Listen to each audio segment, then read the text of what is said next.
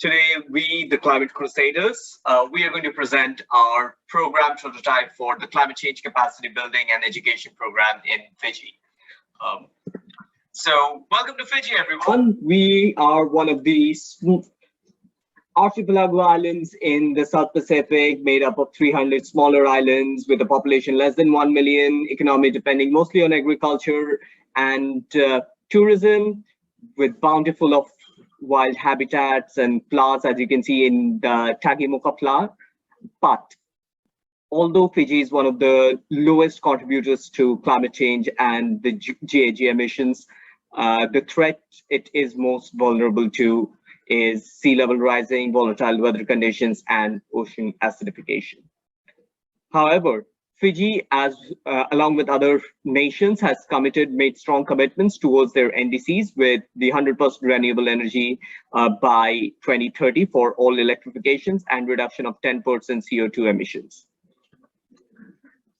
However, even today, when we look into Fiji, we see repeated hurricanes destroying local bridges. Now, this may seem like a very small problem, that there was this general bridge which people used to cross from the villages to go to the main island of the city for their education, to attend their schools or do their work and come back. But then suddenly a hurricane hits it, and within a moment of time, we know that it was gone. The connectivity was lost, and all that was left was, oh no, what happened?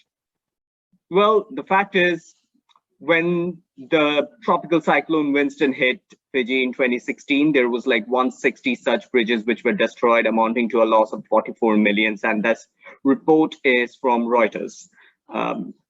So while we look into one of the simple damages and the problem, it causes a ripple effect, kind of like a domino, which starts from damages to critical infrastructure, leading to loss of communication, which eventually loss of access to education and livelihood.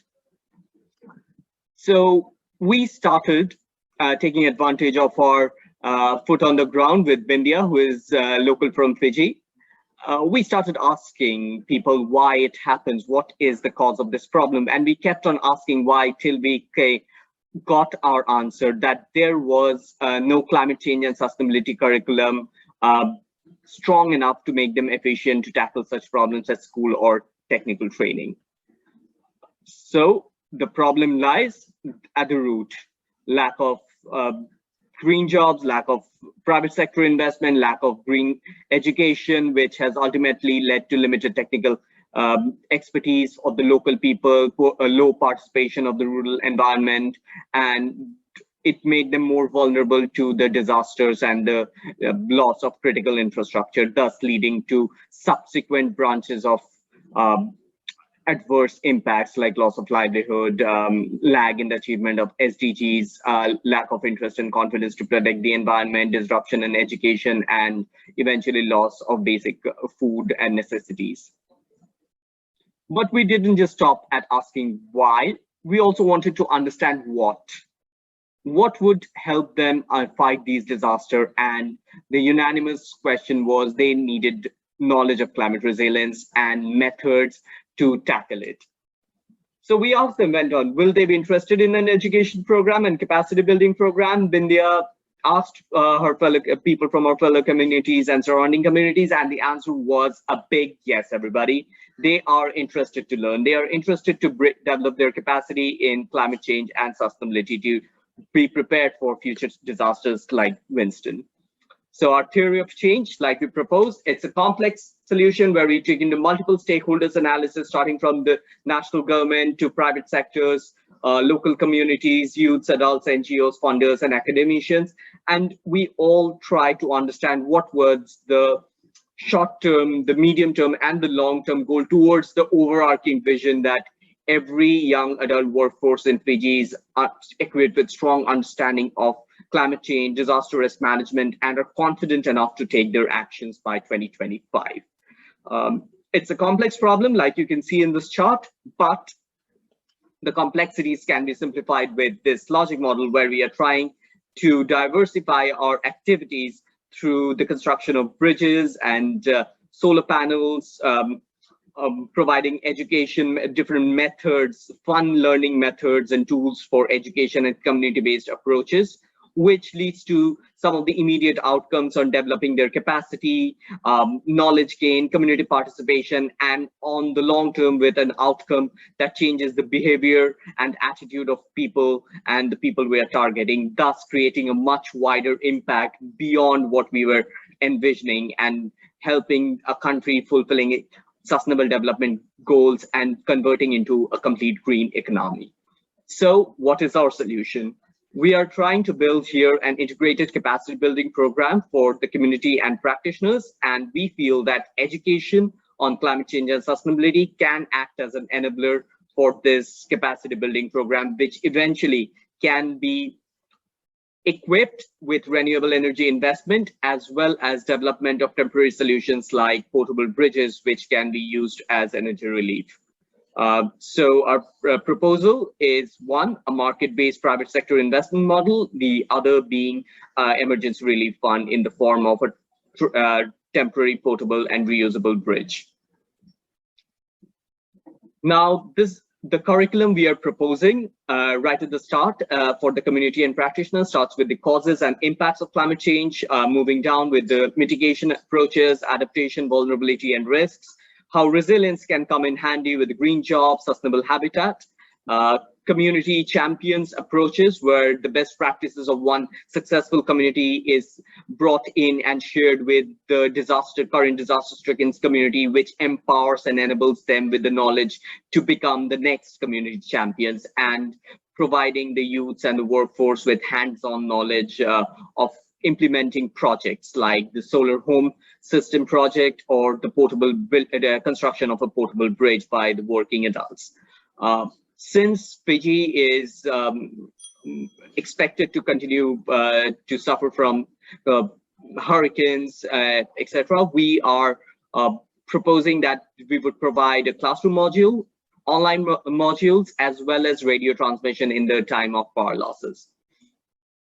So what is the criteria for successful impact evaluation for this? We are targeting a 25% increase in workforce within the first year of implementation and 80% by 2025. Fulfillment of their NDC target of 100% renewable energy electrification by in the rural areas by 2030. Rapid relief services to provide ration to household within 2 weeks after disaster, so that nobody drives of hunger, and the quarterly monitoring by the local authorities and annual audits by the managing entities. Therefore, we are proposing that the people's participation in building a portable bridge, which is portable, reusable, lightweight, and can be reconstructed, disassembled to other communities, is one of the solutions. And we are empowering and engaging the community to build this bridge. However, we need to make this program self-sustainable and run on its own finances. Therefore, we are coming up with an investment in solar home system for rural electrification, driving investments from grant funding, debt financing, and equity investment.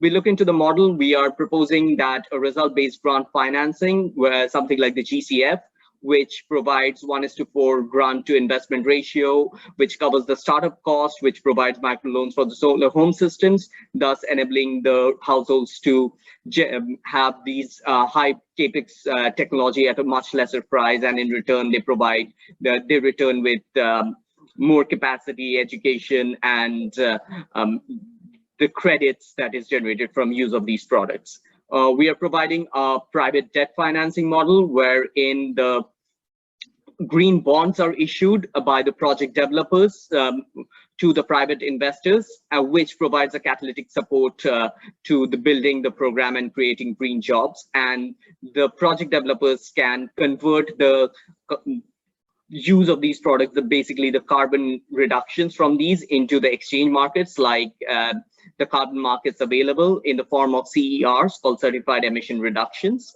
and thus repay the investors with the amount that they are due with the bond here. And in terms of the equity financing, we are proposing a model where we are